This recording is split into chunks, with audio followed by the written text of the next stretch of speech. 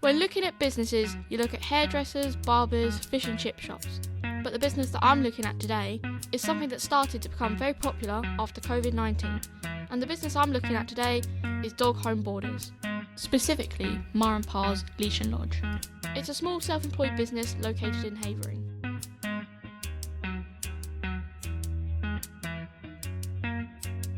Ma and Pa got the licence in January 2025, but had started the business a year before this and was working to build the business and to see if it was something she wanted to do long term. The name Ma and Pa Leash and Lodge is a mix of Ma Bailey's boarding house from It's a Wonderful Life and the Ma and Pa originating from the part of the house being used by her own mum and dad before they passed away. When she was looking after her mum and dad with dementia, she found dogs and dog walking extremely therapeutic for both herself as a carer and her parents who were suffering from Alzheimer's. No matter if they forgot who she was, having a dog with her settled them. Bella, a Cocker Spaniel, was the dog they had during that time and became the mascot of the business, even being the face for business marketing online.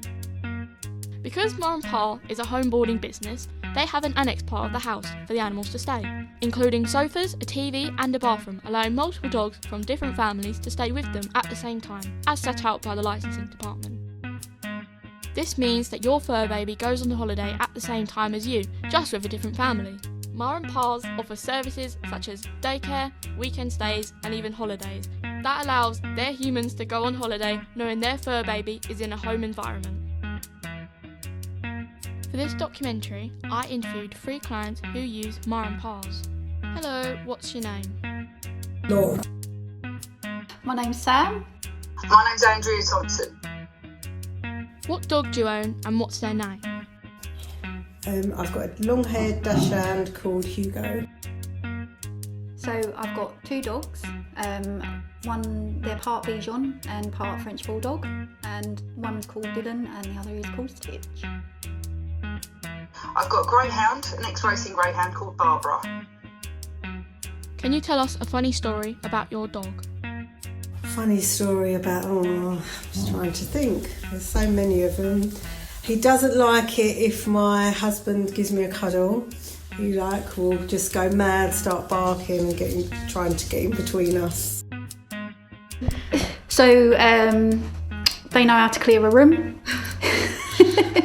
They can, hide under the table, and we'll all be sitting there looking at each other because there's a funny smell come up, and all of a sudden the dog will look at the other one and run out of the room, so you know it's definitely that one that's done it. I can tell you lots of funny stories about my dog because she's an absolute character. At the moment, it's always been the way. Whenever it's time to go to bed, so before I go to bed, I make sure she goes outside to use the bathroom, and we go upstairs. So all day, she wants my attention, she wants my fuss, she wants fuss, and she wants to be involved, she wants to be near me, until it's the time for her to go to bed. So she will be laying down asleep because she has to sleep after dinner and she doesn't like to move. And then I say to her, come on Barbara, let's go for a wee and go to bed.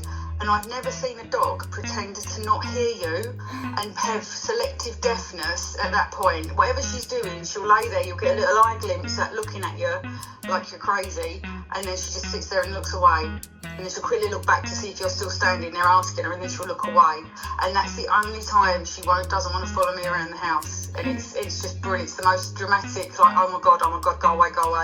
Are you still there? And I have to rattle her tin of biscuits really hard for her to get up. And then I hear her get up and I hear her do the head shake. And then she comes through. But it's literally, she's like, I won't do this when you tell me. I'll do it when I want to do. And just, can you leave me alone? Just leave me alone, yeah. And that's it. The rest of the time, she just wants to be next to you. But at that point, it's like, no, I'm not moving.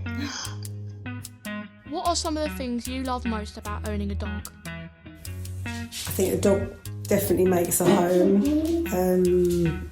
I love the fact that, like, when you come in and the dog's there, the home never feels empty. The cuddles, the walks, love going on walks, and yeah, just the fact they're just loyal and make you laugh, and just, I don't know, everything about having a dog is lovely. The friendship, they're loyal. If Stitch is my dog, So Dylan, I would say, is the children's dog, but if I'm not well or upset, Stitch is literally by my side. So I love that. The companionship, having someone or something there when you get home that you've got something to do things for. Having sometimes, I've had periods of depression and just very bad mental health, and she's been the reason for me to get up and do things and move and feed her and make sure she's all right. Whereas I don't know what I would have done if she hadn't been there. She's just a source of fun and laughter and joy and affection, and dogs love you unconditionally, and you feel that. That's an absolute truth about having a dog. How did you come to use Ma and Pa's? So I already knew Jamie, and she'd already been and met Hugo, and Hugo loved her straight away. So I knew that he would be in safe hands and you'd feel happy there. Well, the owner of Ma and Pa's is my cousin, so that was a given. Well, should I be completely honest about it and up front? Yeah. Your mum's one of my oldest and bestest friends, and she's always loved dogs, and she's always been a kind and good person, and I trust her. I would trust her with anything in my life, and I would trust her extremely, especially with my dog. And she's always looked after her. Barbara's always been happy to be there. And it's just, I know Jamie's going to look after her. I know Jamie's going to do the best for her. She's going to do the right thing, and never does anything lazily, never does anything half-cut, half-arsed. It's just, I know the attention is going to be there. She loves dogs, and she would never do anything to hurt or upset or harm a dog. She does the best for them all the time. Do you think your dog enjoyed their time at Ma and Pa's? Yes, he definitely enjoyed his time at Ma and Pa's, because when we walk past, he's always pulling me to go in. They love being at Ma and Pa's. Jamie loves dogs, and you can see that, and the dogs know that, and obviously every time she walks into a room they run up to her because they think she's got a treat. She's the treat lady. Oh yeah, of course, because when I would bring her around, she would jump out the car. She was happy to go in, and she's fine. Okay, see you later, Barbara. She loved it. She was never sitting there, never nervous, and she just loved it. And I knew the fact that I could, the way she would walk in the house like she was owned it, which is a typical greyhound thing. She was comfortable there. She was happy. So that's how I knew she was good. But I knew she always would be. How long have you been coming to Ma and Pa's? So he's only had one stay so far, but we've already booked in our next holiday, which will be soon. Since it's opened? Since I've had Barbara, which is about 6 years. So I would keep coming always. What made you pick home boarding over kennels? I don't think I would never really consider kennels. I like more the personal touch. I like the fact that I already knew Jamie as well, so I knew her as a person, so I could trust her. And I just think it's a nicer environment for the dogs to be in, a home environment.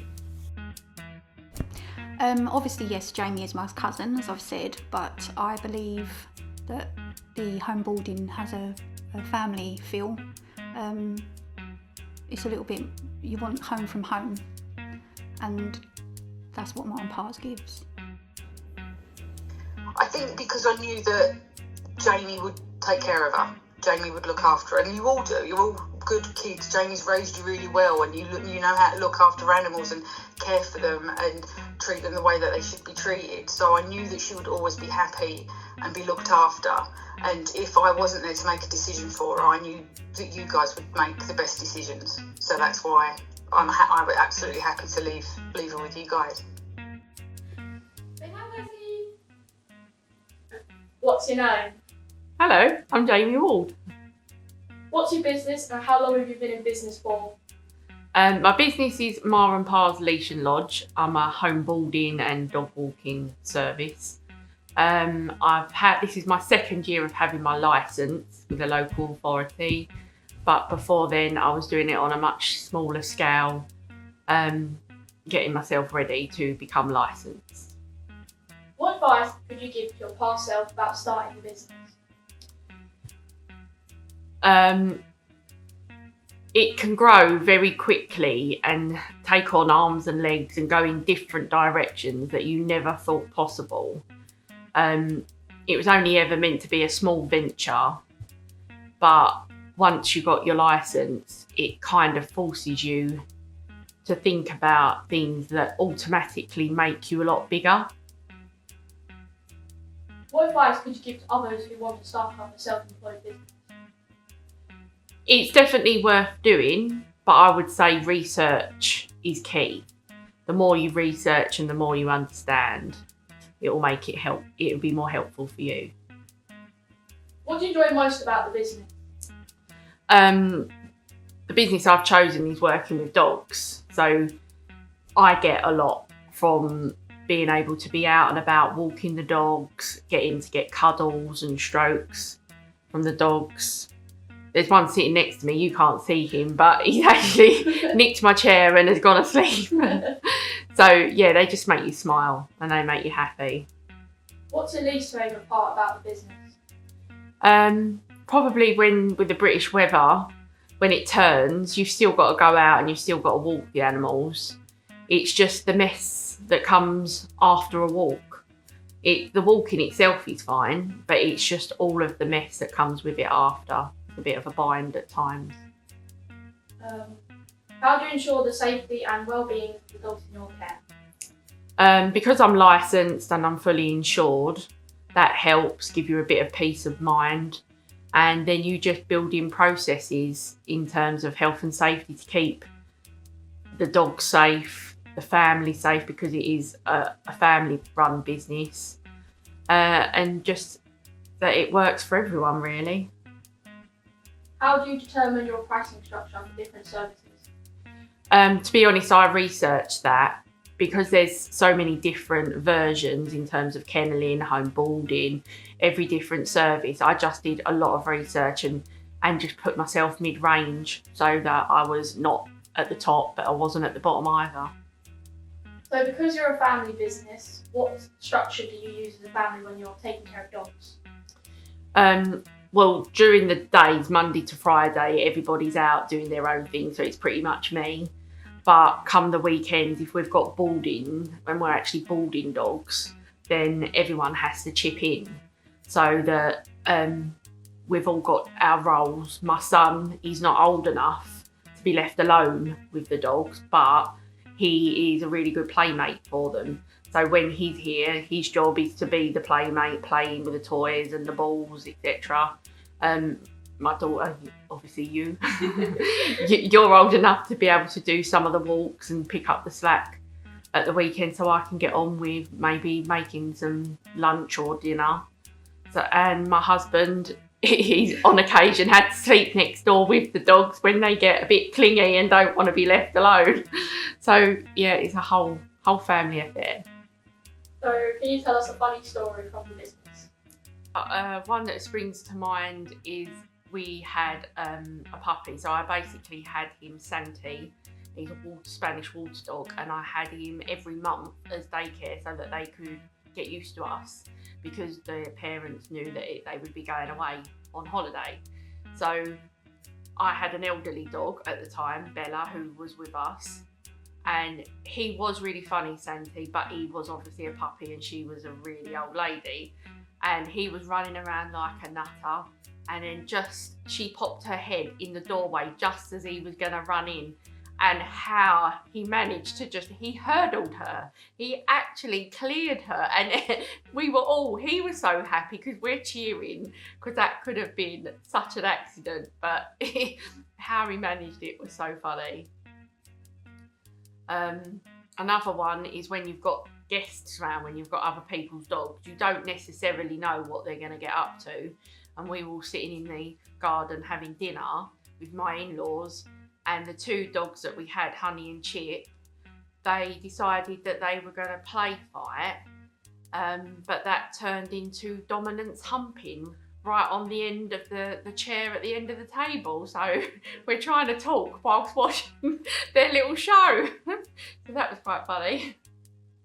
So yeah, with every day, they have got such characters. So I could tell you a funny story about every single one of the dogs that have come through, because they are just all really funny. What connections do you have with other small businesses? Well, mine's quite reliant on another small business, Hollywood Dogs. That was where I used to take my Bella to get her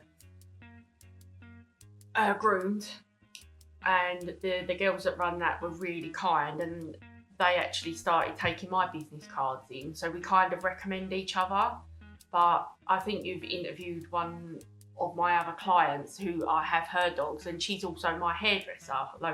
So it's kind of, we are all interlinked, so we all promote each other to all of our clients. So it's word of mouth business, and I think that's quite invaluable when you are a small business, because word of mouth is just really good, opposed to actually marketing to the wider market. It's good to have both, but when you're that small and you want to keep it that small, it's good to be connected with each other. Thank you.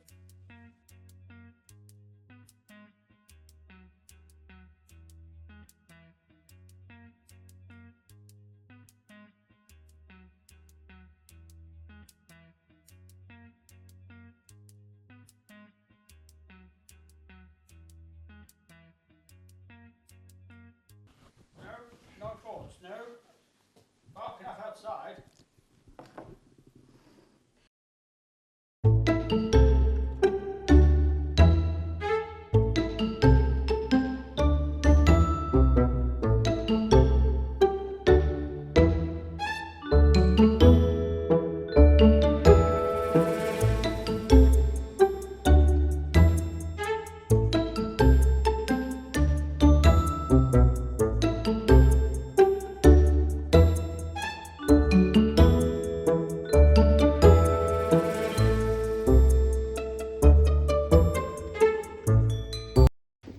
Home environment. Her baby was in a